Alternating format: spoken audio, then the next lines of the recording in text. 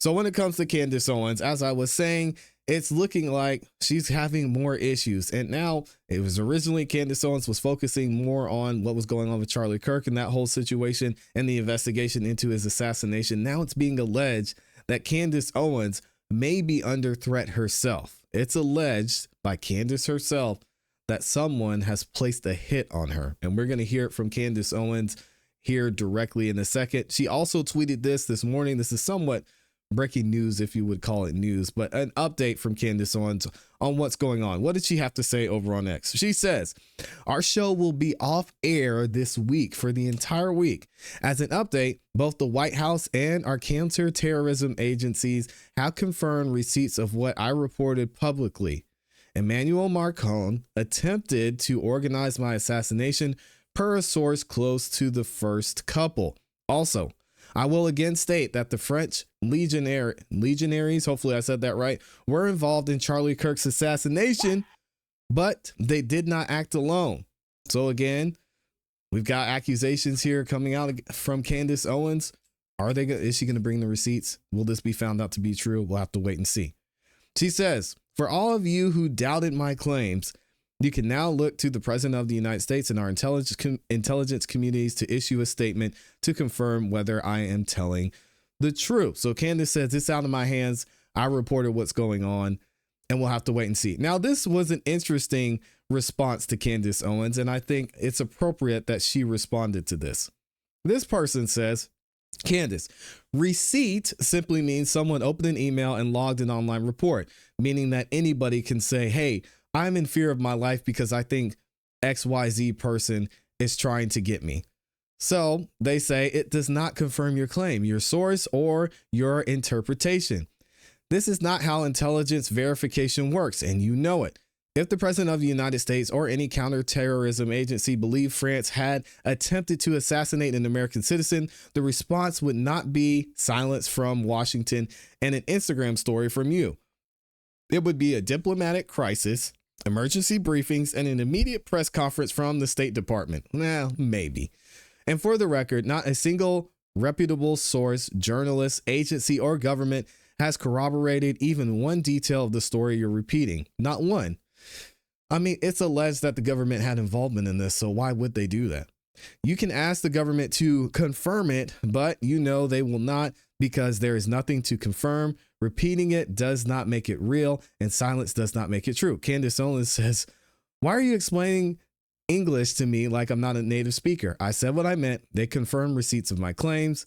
Obviously, they will have to investigate it and then inform the public as to whether or not I made it up, which I did not. So we will have to wait and see. Candace also talked about it on her live stream, which I will leave a link to for y'all to watch. You can go support the full live stream. We're not going to play the entire live stream here, but I wanted to play a clip of this so she can give a background, and she does have some receipts of what she's saying. Check this out. Grief is weird. Okay, I got to tell you, in those weeks following Charlie's assassination, I didn't feel like myself. I felt like I was honestly having an out-of-body experience. I didn't want to accept things. Obviously, you know, that's the reason that I went away to Wyoming. But with every week that we move further from September 10th, I have more clarity, and I'm starting to focus on things that happened in those early days. And there are certain things that are playing in my mind over and over again. I would say that happened in the first 72 hours following Charlie's assassination. I was in a state of trauma, and not for a single second during that state of trauma did I believe that Turning Point USA would later be involved in what seems like a cover-up, right? It seems like if you have to lie ever, it's because you're covering up the truth. Duh. And like I said, my initial sense was that all of us would come together and try to figure out who did this, because the Tyler Robinson story wasn't making any sense. Well, I want to tell you guys this. There's another phone call that I had with Andrew Colvett where I was crying on the phone with him. I mean, I am talking maybe 72 hours max after Charlie was killed. And he was also upset on the phone, but he said something, and it's hitting differently the more that I think about it. He said, and I quote, "Candace, it was supposed to be you." Huh? It was supposed to be you. Now, at the time, I dismissed this as some sort of bargaining, right? That's an actual stage of grief. You do bargain. You wish that it was this person. You could trade it. Maybe you wish that it was yourself. And to be honest, I did go through that phase of bargaining with Charlie. Like, why didn't it happen to somebody else? This is a good person who had his whole life ahead of him. I mean, I told you that even my father went through that stage of grief. My father was like, this makes me feel terrible because Charlie has lived his life so admirably, and like I've had so many chances in life, so many illnesses, and it just makes me so sad. But now I'm feeling a little bit different, removed from the situation. Like now I'm going, was I being, I don't know, was he being honest? Was Andrew being honest? Was Andrew trying to maybe communicate to me after, especially given the fact that I told you that while the actual day on September 10th, while Charlie was in the hospital, he told me that there was a list and that me and Tucker Carlson were on it and that we had to lay low, but he never told me who told him that. I never got a call from the feds telling me that. So I feel like these questions I have now are quite valid. Andrew, by the way, was not the only person who called me on that day and reached out to my family on that day with this warning, immediately cautioning me and Tucker to keep our mouths shut, telling us that we should lay low because there was a quote unquote list going around. Another person was a very well-known woman who happens to be married to a CIA contractor. Same exact message. You and Tucker Carlson. But of course, we cannot tell you who we are getting this information from. I'm starting to realize, as I consider who the sources are and their closeness to the military, and now that we've gotten into the story and realized that virtually everybody there that day has these military ties, that threat may have been coming from the government, actually. And what government does she think it is? Well, we heard about that in what she tweeted earlier today. And I actually want to skip ahead and show some of the receipts that Candace is talking about when it comes to this attempt. Roster, right? I bring my new independent show back in June. And the timeline, actually, when I start to put these things together, is interesting. So we're going to bring that up here because I like timelines. It makes things neat, right? So we are in 2024, right? March 13th, I do that first episode regarding Brigitte Macron.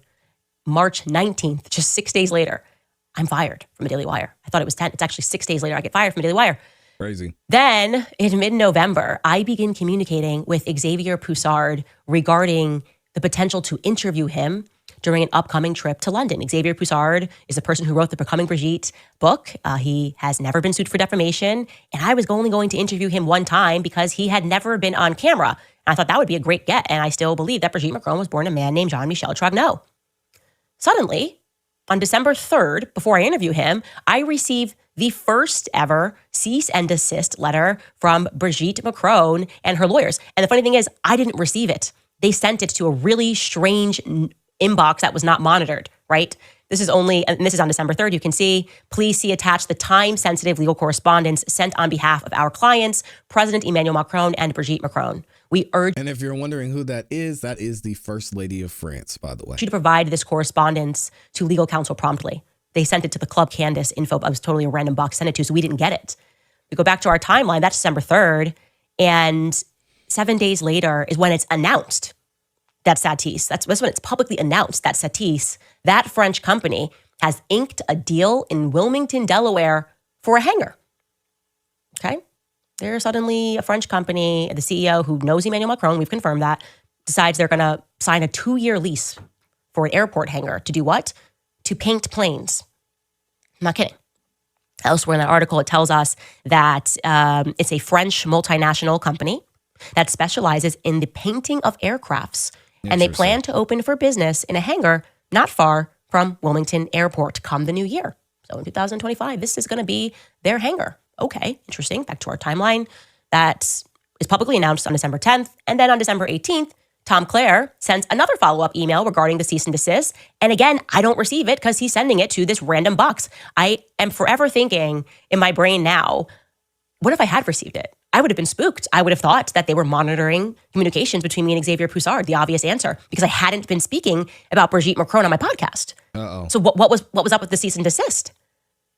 I think my suspicion is they knew that I was moving to interview Xavier Poussard, which I then did. As you can see on the timeline, on December 21st, I interview Xavier Poussard in London. We did not release it, right? we fast forward, we receive, after he forwards it to our actual attorney, and we receive the communication. And it actually just makes me angry because I'm pregnant. Now we're in 2025, and I decide that actually I'm going to turn this down to an entire season, because who are you, French first man, to tell us that we can't speak about the story, which is incredibly interesting. And on January 31st, I release the first episode of Becoming Brigitte. Brigitte season 1 airs. And obviously, this show goes viral because it was We're not happy about it. Shocking story, an unbelievable story. People worldwide are going, what the heck is going on? It's not what the press told us. It really kind of, it shocks your core that the press could be in on telling a lie this big. And then on February 17th, we premiere my sit down with Xavier Poussard. Now, this starts to get really, really crazy as Candace gets into it. And I want y'all to go over there and support her. So I'm going to leave a link to the full live stream in the description for you.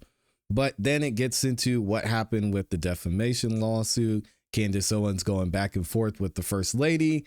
And there's something there. Again, saying and thinking that Candace Owens having this issue with someone in that high of a position is nothing, I think would be naive.